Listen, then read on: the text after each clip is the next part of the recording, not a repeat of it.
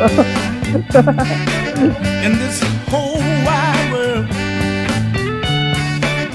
Oh, it's wonderful being loved. Nothing is greater beneath the sky above. And I'm in love. Oh, yeah. So deep in love. Y'all listen to me now. Thought I was through. Oh, yeah. Counting the stars above. But I've changed my mind. Meeting Bri was spontaneous. It was not expected at all since when I entered residency, hindi ko na-expect na I'll also find the one that I'll spend my entire life with. 'Cause you're giving me life, baby. It's alright. What if you gotta lose?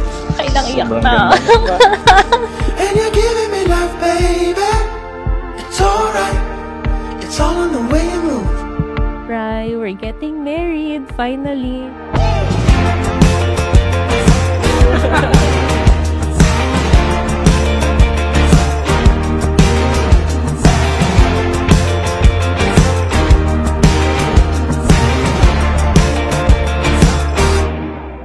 What if you gotta lose? Excited.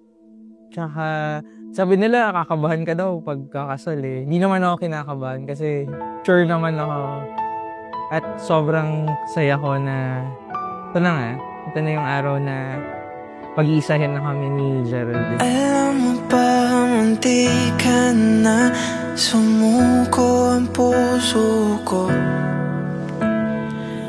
sa paulit-ulit na pagkakataon na Father, Panginoon, nandito kami sa harap mo ng aking magiging asawa na si Geraldine. Maraming salamat at pinagtagpo mo kaming dalawa.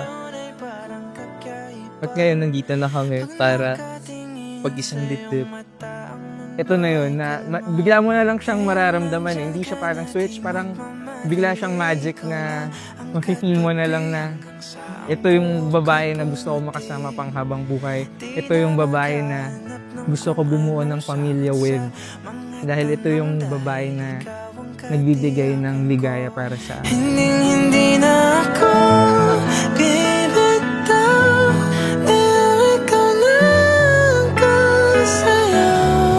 Kung meron mang kulay ang aking nagsisilbing tanglaw, ikaw ay dilaw. Di akalain mararamdaman ko ang yakap ng panahon habang kumakalabit ang init at sinag ng araw.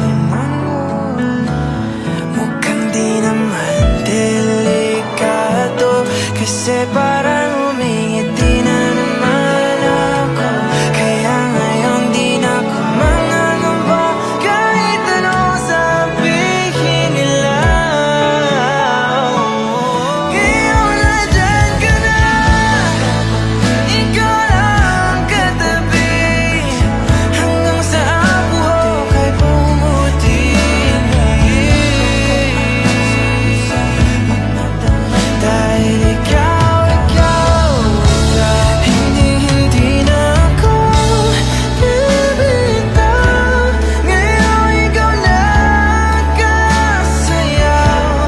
Kung meron mang kulay ang aking nagsisilbing tanglaw, ikaw.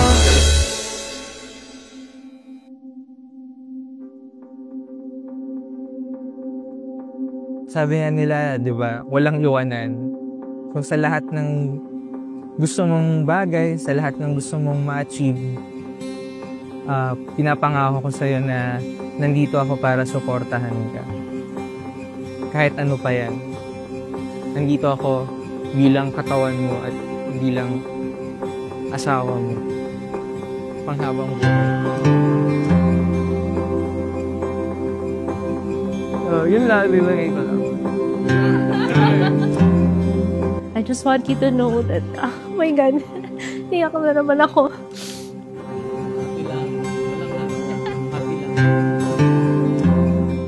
I wouldn't be the kind of girl that I am right now, or the kind of woman that I am right now, if it weren't for you. I love you so much. Yun na. Naiyak na naman ako. Ryan, regalo sa'yo, si Geraldine. At yan ang siya nagkukumpleto sa buhay mo.